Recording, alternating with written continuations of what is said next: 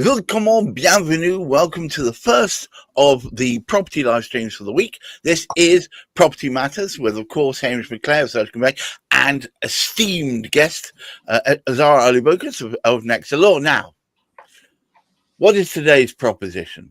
And hopefully we can get some interesting opinions out of both our wonderful attendees. Transparency in property management. And, of course, to start us off, as is traditional, Hamish McClare. One of the things which has become apparent to me over time, which I wasn't aware of until I actually started working with the podcast, is the amount of information that is not made available in carrying out searches, which should be available. There should be records of it which are easy to understand, easy to see.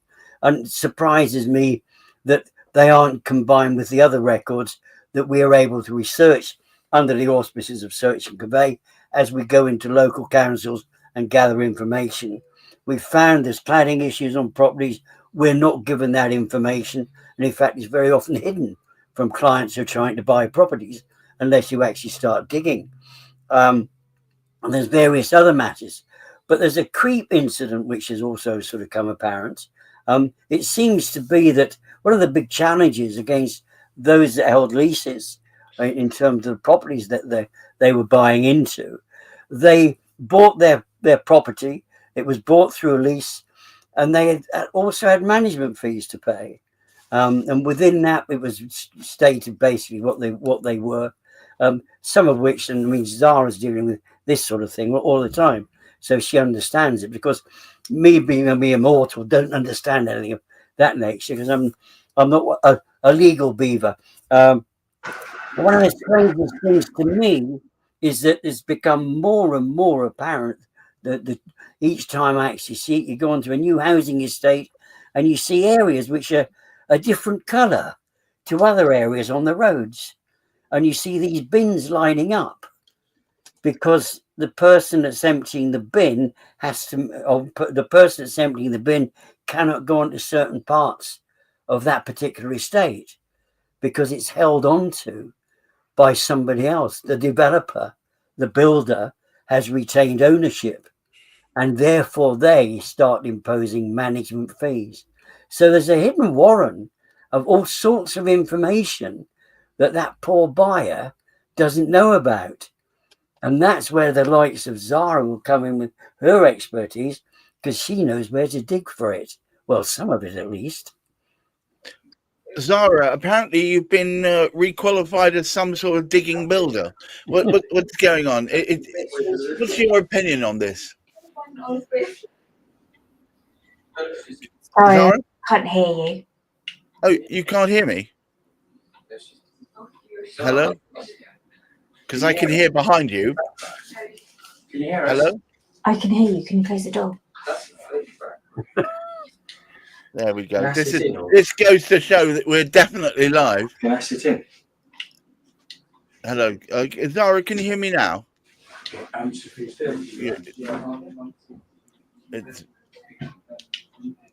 Yes. Well, okay.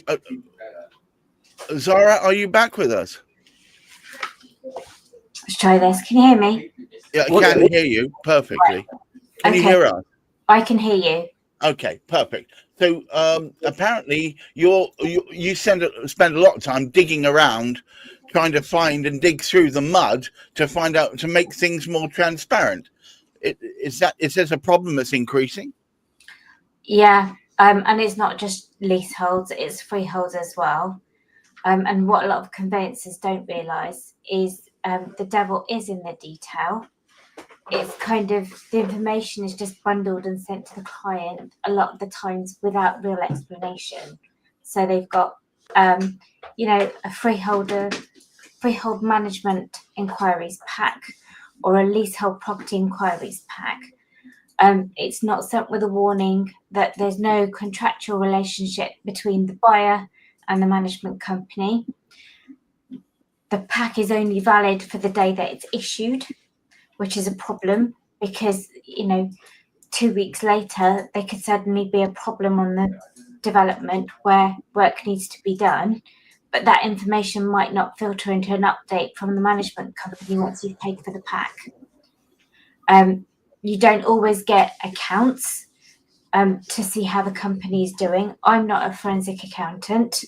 I could just about put 2 and 2 together and work out, whether the company's doing okay. But, with housing associations and councils, you will not get accounts to see how money is being managed by the council or the housing association. You will only get a snapshot for that particular property. Well, it seems that seems quite limiting. Hamish, I thought that data provision and access to it was becoming easier. Now we're becoming digitized. I think we have the complication arising that we have mentioned before. There is almost, and I mean, Zara largely implied this in what she said, there is a surfeit of information that actually sort of comes through. And it is a little bit like I was speaking an example to one of my colleagues yesterday, and we requested some information from Land Registry, and they said, "Oh, it was 35 pages long for a basic detail." I mean, Zara comes across this all the length of time. It was to do with land charges. It was 35 pages long. Was the reality of it when you actually take out what is unimportant and what is take out what is irrelevant. You put the refined data together, you get it in a page and a half. Yet somehow or other, where do you find within those 35 pages?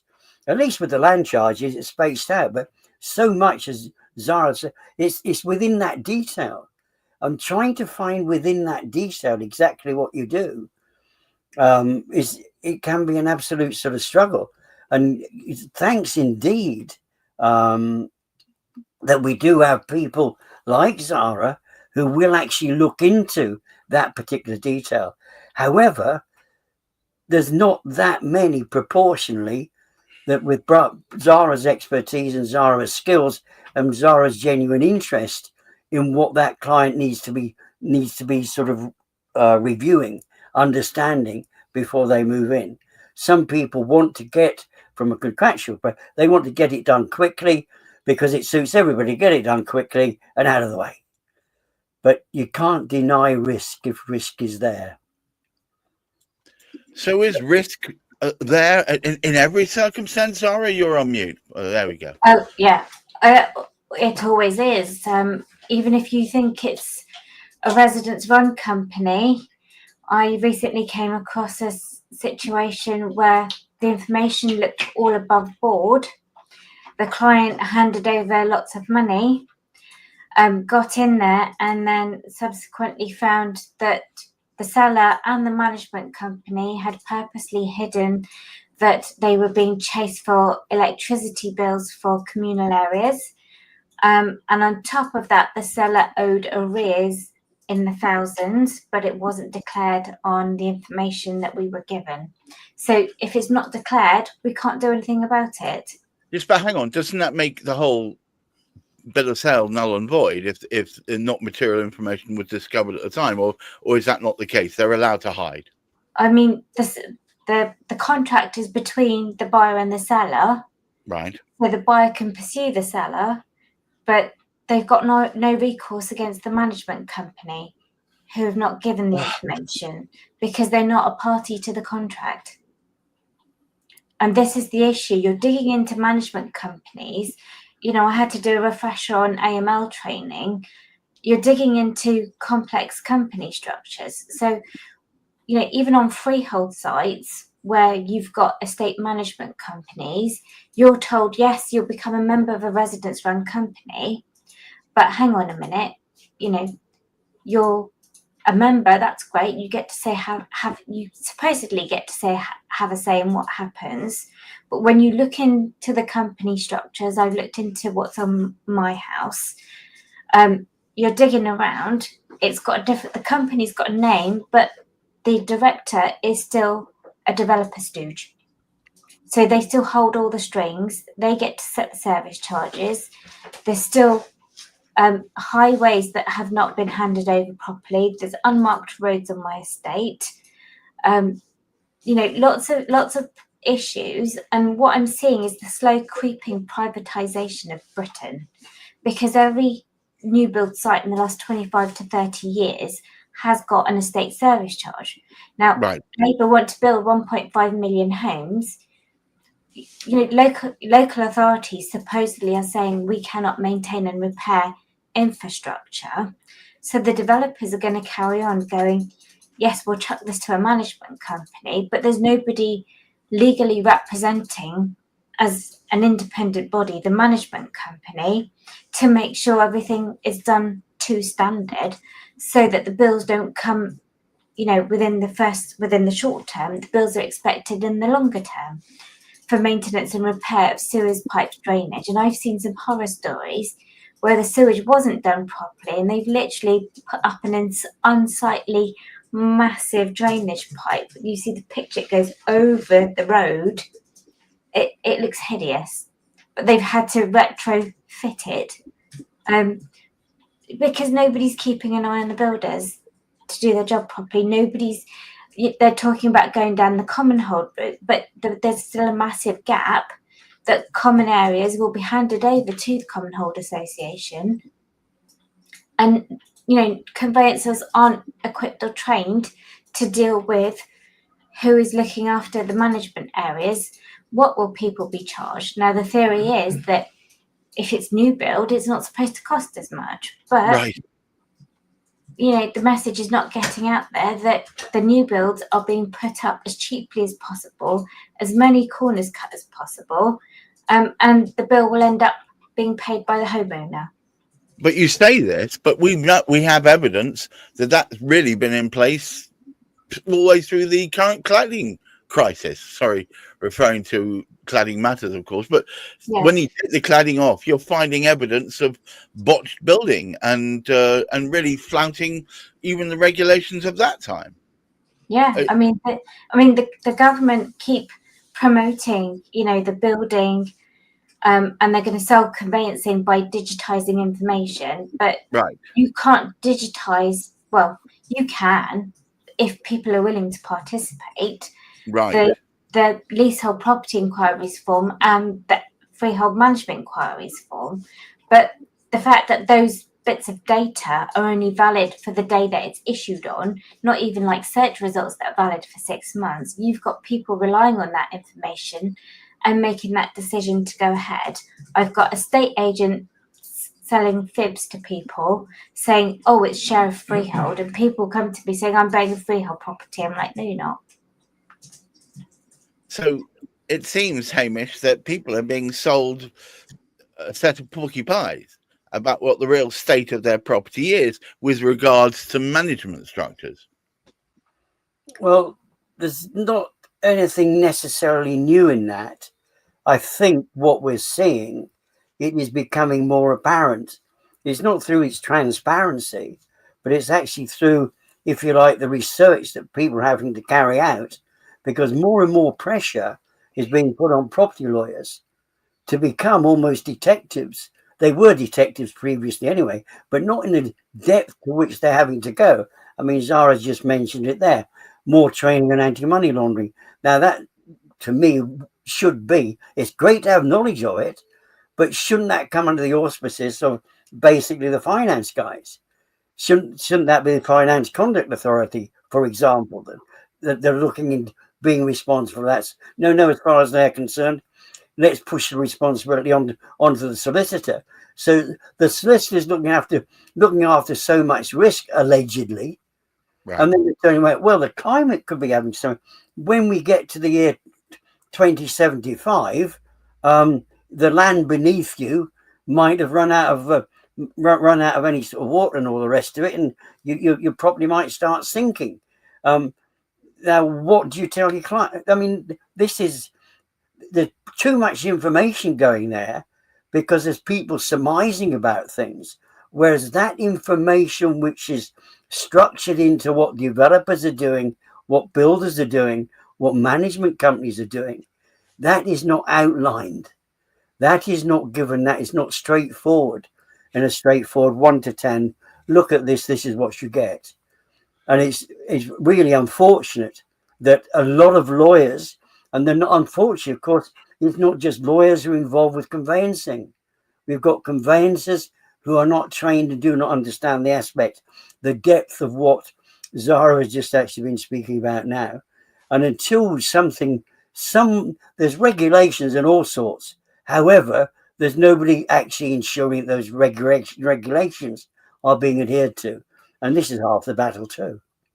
Zara, regulations without teeth are no regulations at all.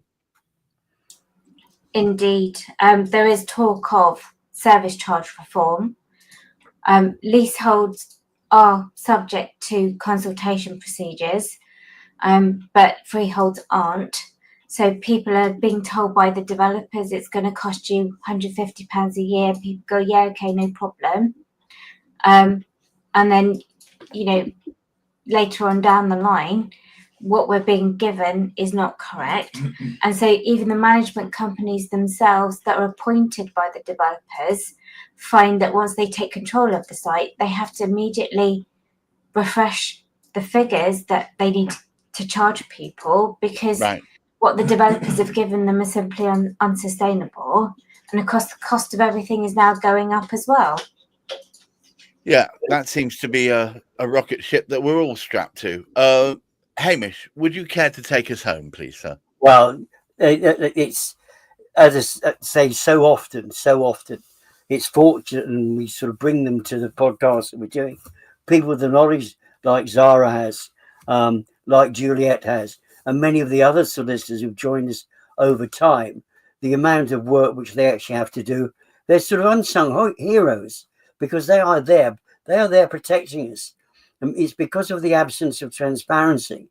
And so many of us, me included, before I got deeply involved and started listening to experts like Zara, was led to believe that everything was straightforward and everything was honest. Yeah. But we've actually found, you and I both, Gareth, would have to admit to this, it is certainly not the case. There is so much going on behind the scenes that the poor buyer is not aware of. And things do actually sneak up on the poor seller now as well. So there's all sorts of things that we just don't have a level of understanding. And because there's no transparency, it just compounds the issues beneath. I'm going to bang the drum for Zara right now. One of Zara's plaintive cries to me has been offline and online that she keeps telling her prospective buyers of where the problems are, and they go, no, ignore that. I just want to go ahead anyway. So I'm pleading with you out there, pleading with you. Zara does this research for a reason, to try and help you be forearmed, and it probably would pay you dividends if you would listen to her once in a while. If she says don't go ahead, there's probably a really good reason for that. But thank you once again. So thanks, Zara Oliburgers from Next to Law, Hamish McClay of Search and Convey, and to all of you out there. I promise you, if we set our mind to it, we will find the people and gather them around us that will give us honest information. But none of that is relevant if we don't take it. So please, if you find good people, and Hamish and I always bang the drum for surrounding yourself with the right people who have the right knowledge and can do the right job. Once you've got them, please listen to what they have to say. Until next week, keep your feet on the ground, keep reaching for the stars, and look after their mental health. Bye-bye now.